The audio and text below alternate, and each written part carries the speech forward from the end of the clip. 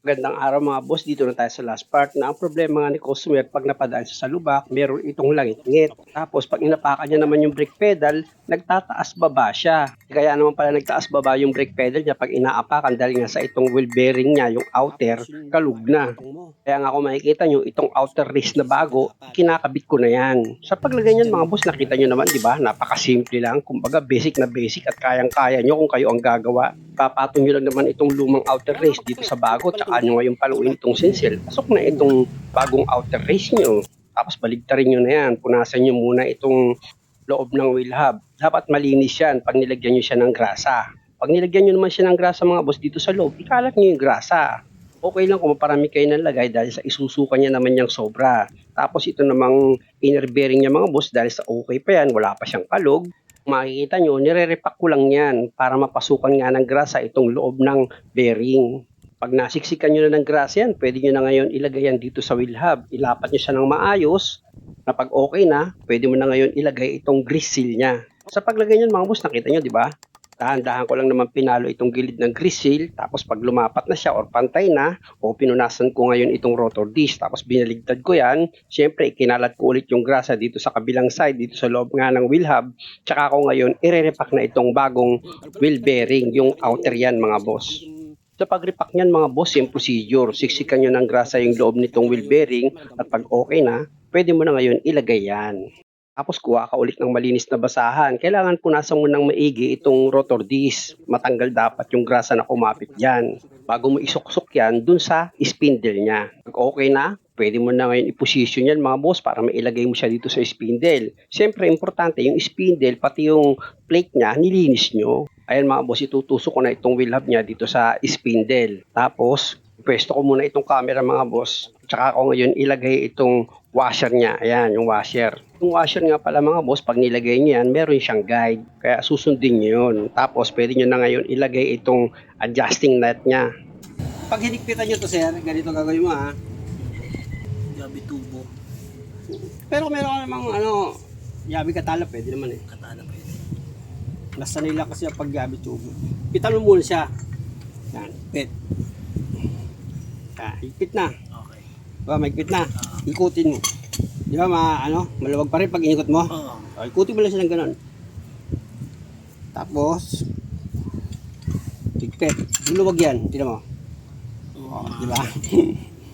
Kailangan ikutin ulit. Lapag yan. Ulit.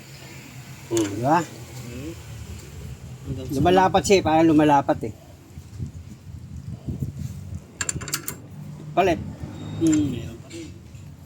Diba? Meron pa siya. Lalapat yan. Ulit. Kaya humihigpit. Ano na lang, kumukunti na siya. Taka ito. Medyo maano na siya. Pigil na. Diba? Medyo gagabi ka na ng kaunting ano dyan. Basta wag lang mong yung pesang ano lang ha. Yan. Sakto lang. Sakto lang. Maano naman yan eh. Maramdaman mo naman eh. Yung kanina talaga, grabe. Luwag, sobrang luwag. Di ba? Wala siya sa tapat. Okay lang itapat mo yan. Maluwag pa naman yan eh. Ayun na yung pinakalas mo eh. Ayun na yung pinakalas mo eh. Okay, yung butas dito. Yan o. Yung butas. Yung pagpapasukan nyo ng cutter pin yan mga boss para itong nut niya, huwag siyang lumuwag. Pag nailagay nyo na nga itong cutter pin, syempre naman dapat yung dulo nitong cutter pin, babaluktutin nyo yan. Para nga itong cutter pin, hindi siya mahugot. Purpose niya para hindi matanggal yung ano nut. Ayan o, tinan mo, lambot pa rin o, di ba? Dapat mga boss, pag iniikot nyo nga itong wheel hub niya, wala kayong mararamdaman na parang may pipigil. Dapat diretso yung pag-ikot niya, tapos smooth.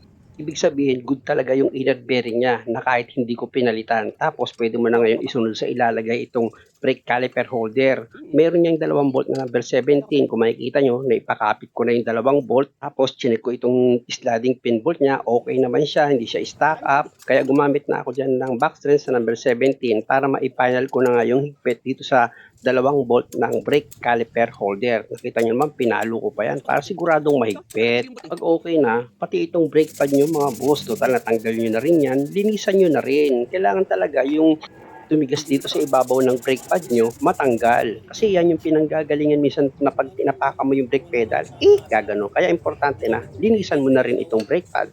Sa paglagay naman itong brake pad mga boss, nakita nyo, madali lang naman. Meron naman siyang guide. Tatapat mo lang naman itong brake pad mo dito sa brake caliper holder niya. Meron naman niyang gatla, taas baba. Pag naitapat mo na, itulak mo, o di ba? Kabit na. Yung SIM nga pala nalaglag, o ilagay nyo, madali lang naman yan. Basta kailangan nakaklip itong SIM. O, pwede na, ganun lang.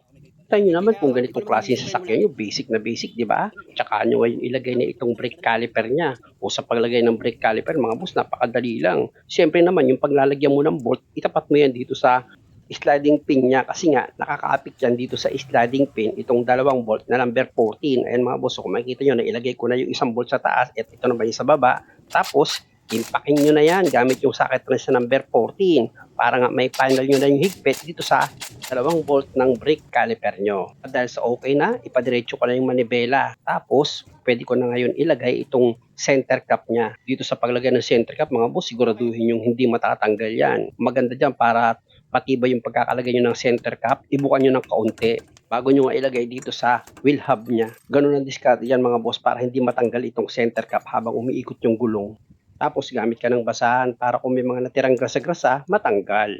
Kung sa palagay mo wala ka nang nakalimutang higpitan, pwede mo na ngayon ilagay itong gulong.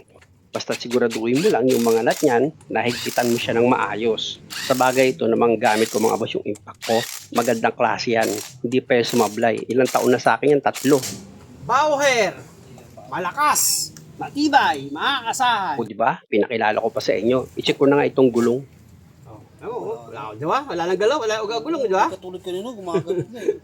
Kaya sira yung ano mo, yung kain ng gulo. Kasi gumagalaw, yung rotor disc gumagalaw eh.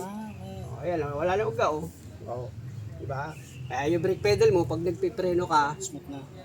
nagtataas ba, di ba? Tumatalon, para akong tumatalon. Tumatalon-talon. O, tingnan man natin ngayon yung ingay kung nawala ba. Yaran! Uy! Kalagyan ba sir? Kalagyan mo na. Oh, di ba? Ay, thank you Lord! Sabi ko sa'yo eh. Hindi ka nagkamali ng pinuntahan eh. Hindi, wala naman talaga ako ibang pupuntahan kundi sa inyo talaga. Okay? Wala na ingay ano? Nawala na rin yung kalug ng ano. Oo. Yung gulong mo, di ba? Kahit Kaya pala mali. yung kain dito. Oo, kasi nga gumagalaw-galaw yung gulong. Ganon. Sa kabilang side. Gagawin mo. Okay? Okay, sa good. Good, na good. Kabila. Sa kabila. Ay! No, nawala. Wala na sir. Thank you. Wala yung langit. Taas mo rin ano, chaser tayo. Magchi-chaser naman. Dahil sa okay na ako dyan mga boss, sabi ni customer, i-change oil ko na rin daw itong sasakyan niya. Kasi nga napansin namin kanina, maingay yung makina. Kaya nga yung tinakbo nito, malapit na daw mag 10,000 kilometer. Actually mga boss, pinambabiyahe kasi ito ni customer, kaya ganun kalaki yung tinakbo niya. Tanggalin ko na nga itong drain plug, gumamit lang naman ako dyan ng box rin sa number 17. Kaya ng dati mga boss, i-drain ko lang muna itong lumang langis ni customer. Pagkaunti na lang yung tumutulong langis, babalik ko muna pansamantala itong drain plug niya dahil nga sa ang susunod kong gagawin dyan, ipa-flushing ko muna ito. Siyempre higpitan ko itong drain plug gamit nga yung box rin sa number 17 tapos balik na ulit ako dito sa ibabaw ng makina ni customer dahil nga sa magsasalin ako dyan ng Rev X40. Yan kasi kadalasan mga boss ginagamit kong pang flashing. Nakakatanggal kasi yan ng mga lumapot na langis na kumapit dito sa loob ng makina. Kaya nga kung mapapansin nyo, kadalasan yan ang gamit ko. Yan mga boss, na isaling ko na. Ilagay ko na nga itong engine cap niya. Tapos, pa-start ko na kay customer itong makina. Sir, start mo sir. Off. Neutral.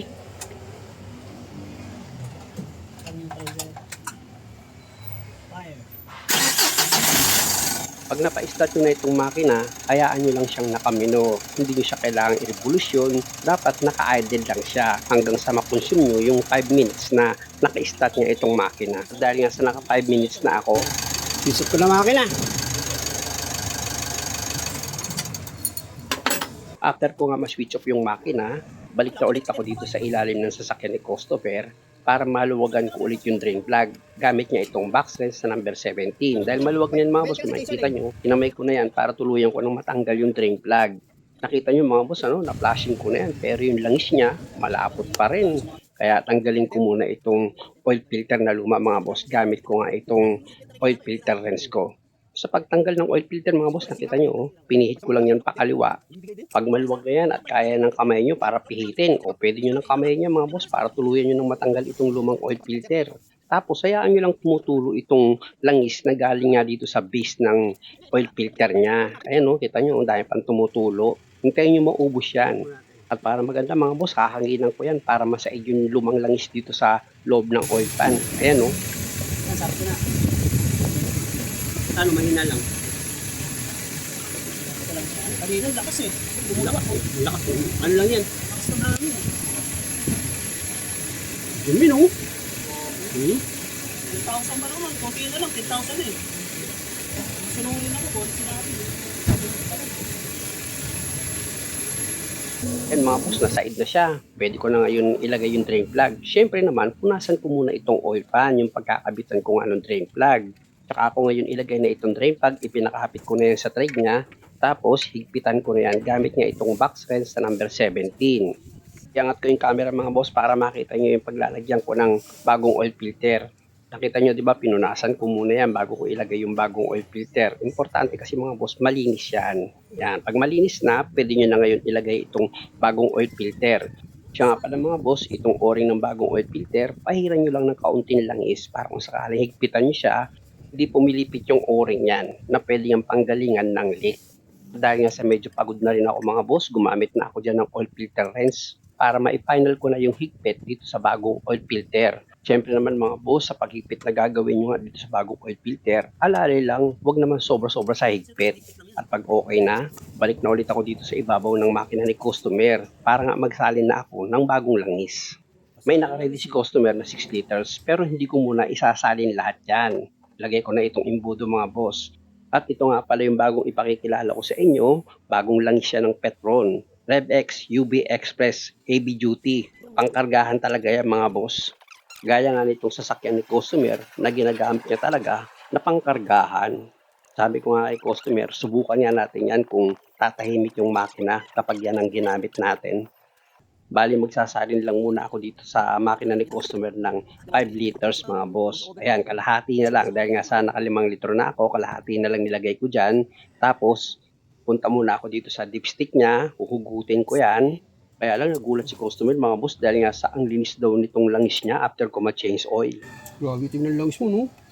Kasi pag nag-change yun, gano'n lang talaga ginagawa. Oo, ganun lang. Kaya sabi ko hindi ako satisfied eh. Kaya naghahanap talaga ako. Yung itim pa rin, pagtapos mo change oil, ha? Itim pa rin. Lumalabas pa rin. Tignan mo, linis-linis niya, no?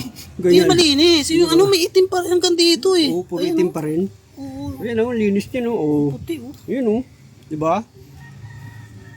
Kaya malaking bagay talaga pina-flashing. Ayan mga boss, nanibago si customer dahil nga sa nung hinugot ko itong dipstick, ang linis daw nun langis. Hindi katulad daw dati pag nagpa-change oil siya, kahit na bago na daw yung langis, pag hinugot niya yung dipstick, maitim pa rin.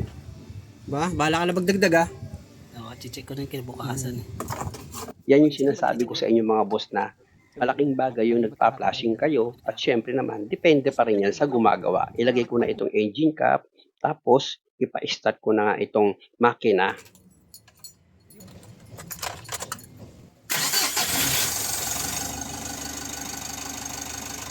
Diba? Ha? Makalansing, ano mo eh. Makina mo, oh. Kita mo, oh. Ang ganda talaga yung langis na yan. Ayun ang bagong langis ngayon, eh. Kanina kasi mga boss, napansin ko itong makina ni customer nung pina-start ko yan, makalansing siya. Sinabi ko nga kay customer, sabi niya, oo, maingay. Kasi sa kasa, hindi naman pinapakita yan eh. Switch off ko na itong makina mga boss dahil nga sa lilipat ako dito sa kabilang side para palitan ko nga ito ng bagong air filter. Sa pagtanggal ng air filter nito mga boss, meron siyang 4 na clip na iaangat ka. Ang hirap tanggalin yan. Kaya ko, kahit niya ako nahirapan, eh. Kahapon, hirap na hirap ako eh. Pag naiangat mo na yung 4 na clip dito sa cover ng air filter, pwede mo na ngayon iangat yan para itong air filter na luma, mailabas mo na. O, di ba? Tanggal na yung lumang air filter niya. bago ko ilagay yung bagong air filter, kung makikita nyo, hinanginan ko muna itong loob ng air filter housing. Ayan. Pag okay na, pwede mo na ngayon ilagay itong bagong air filter. Ganun lang din mga boss, kung paano nyo tinanggal yung lumang air filter, ganun nyo rin ilalagay itong bago. Tapos ikalawit nyo na dito sa cover yung clip nyan. Malaman mo na, pagbalikabit mo yun. Mahihirapan ka maglagay ng clip. Oo, 4 na clip yan eh. Di ba? Pag mali ang ano mo, mahihirapan ka. As okay na ito mga boss. Pa-start ko na yung customer itong makina niya. Good to go. Tahimik ano? Ikaw eh. Yan maganda yan, pang ano talaga yan, pang biyahe talaga yan. Mga multigrade pa. At shoutout nga pala sa may-ari ng L300, si Leo Evangelista. Maraming salamat boss. Nagtiwala ka sa akin.